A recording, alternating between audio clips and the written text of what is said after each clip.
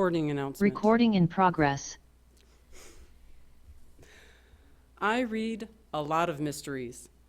I'm a huge fan of Sherlock Holmes, and I've read many books that were inspired by Doyle's creation. Now, I've noticed something in books written in the last 20 years or so.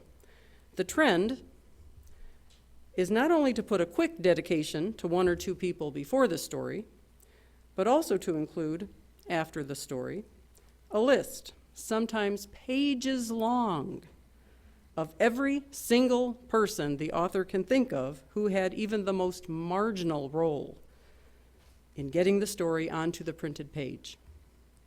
People who provided snacks, every single relative and pet the author had contact with during the writing of the book, those the author did not have contact with and they're apologizing for it during the writing of the book, every friend who read early drafts of the story, and of course, every employee of the publishing house with whom the author worked. For a while there, I thought, oh my gosh, doesn't anyone write alone anymore? And being an introvert, this made me think, well, clearly I can never get a book published because I don't know that many people. Does it really have to be a group project to this extent? And then the other week or so, I read Johanka Delgado's column about keeping a kindness log. And it made me think, yes, writing and almost every other creative endeavor usually is a group project. It's just that now people are honest enough to admit it. In fact, it made me think about the fact that Sherlock Holmes is the most famous and enduring fictional character ever created. Weirdly enough, a major reason for this is that Mr. Holmes lives in the public domain. Think about this. No generation in the 130 years since he was invented has not had an actor playing Sherlock Holmes to bring the character to life. Since it is now cost-free to write any story or invent any film or TV show with the characters that Arthur Conan Doyle created, people continue to do so, constantly reinventing that world for new readers and viewers. The same is true for Dracula, which came out around the same time. But in a related item, an interesting milestone was due to come up in 1984. Mickey Mouse, as he debuted in the short cartoon Steamboat Willie in 1928, was about to enter the public domain. Imagine one of America's most famous characters suddenly getting new life from other artists. This did not happen.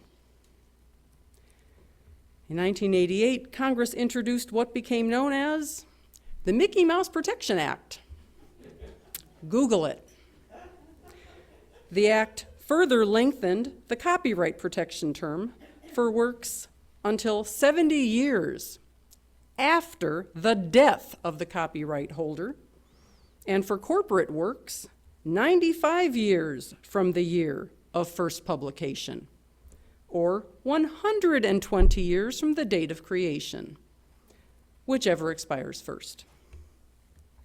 This again prolonged the expiration of Mickey's copyright and conferred Disney with protection until 2023. So what will they come up with next year to protect their investment, to make sure there's only one Mickey, the one that makes money for their company, and no one else? Who can say? And will it be worth it in the end? After all, the original cartoon, Steamboat Willie, was a parody of Steamboat Bill Jr., which was a film by Buster Keaton, which in its turn was based on the 1911 song Steamboat Bill by Arthur Collins. None of that seemed to come up in the copyright negotiations for Disney.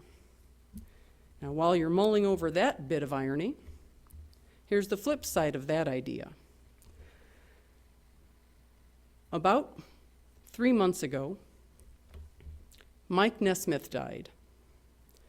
For those of you who didn't live through the 60s, Mike was the penultimate surviving member of the band, the Monkees.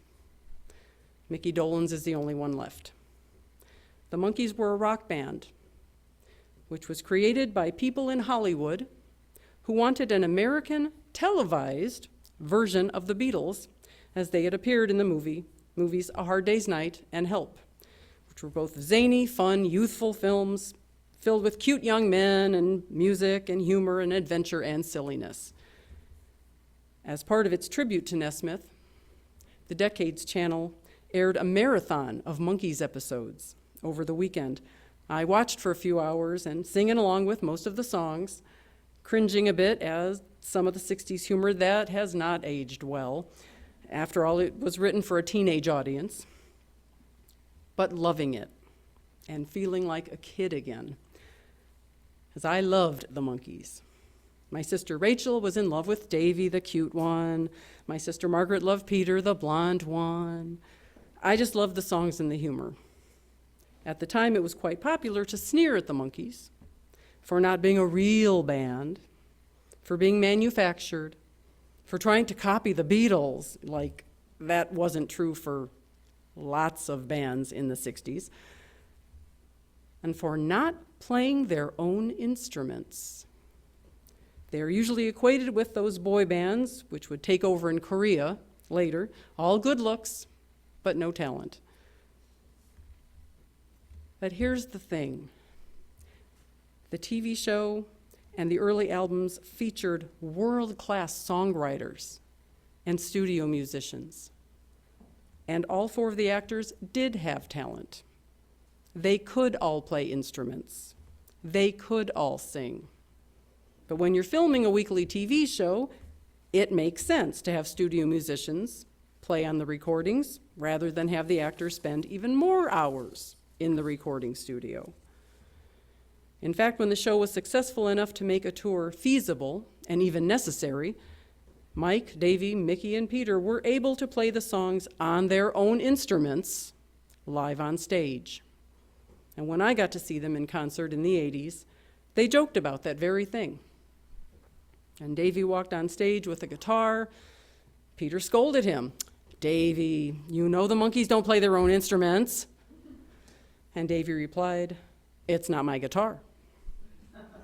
It's Mickey's." And yes, the concert was fabulous, and I sang along with almost every song 20 years after the TV show. That's how real the band was. The Monkees had become a band because someone had an idea based on someone else's idea. The 4 young men who ended up playing those roles used their own names. The TV show characters were characters, yes, but the band was as real a band as the Beatles, who started it all, and the Monkees freely admitted that. Just as writers today who thank everyone who made it happen, the Beatles would not have been the phenomenon they were without their first manager, Alan Williams, who sent them to Germany to practice playing every night before demanding drunken audiences, not all of whom understood English. The Beatles learned to do more than just sing songs. They learned how to command the stage and engage with their audiences. If the girlfriend of John's friend Stuart had not decided they needed new hairstyles and combed their hair forward, they would not have had their distinctive look. If a certain young man had not walked into Brian Epstein's record shop one day and asked for an obscure record that the Beatles had played backup vocals on, Brian would not have become their manager and gotten them an audition and recording contract with EMI. If George Martin had not been their music producer, their songs would not have sounded the way they sounded. And if Ed Sullivan had not seen them at an airport in Holland in late 1963 and booked them for his show in February 1964, America would never have heard of them, and so on. The success or failure of no person or event happens in a vacuum. There is no such thing as a self-made man or woman.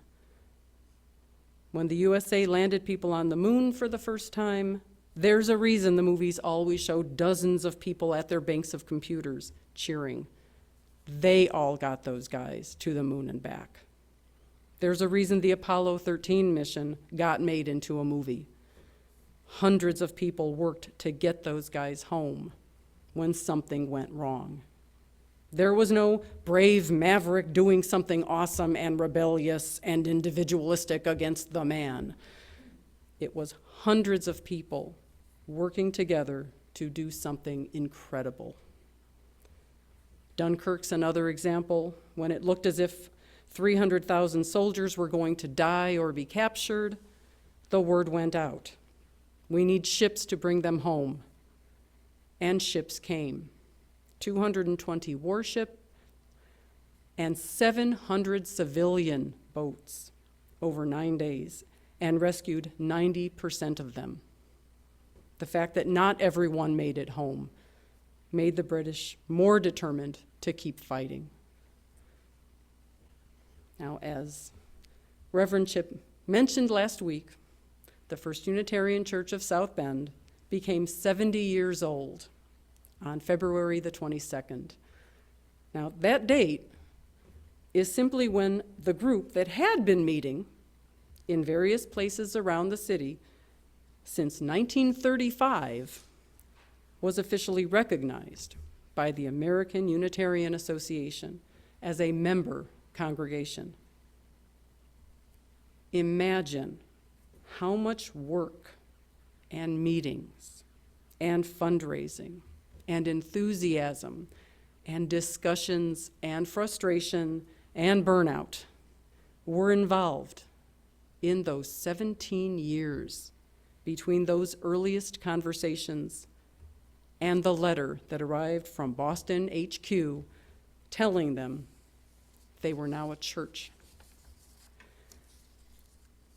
Imagine how many more names, other than the charter members on the cover of the Order of Service, could have been on the list of people who made this church happen and continue to make it happen.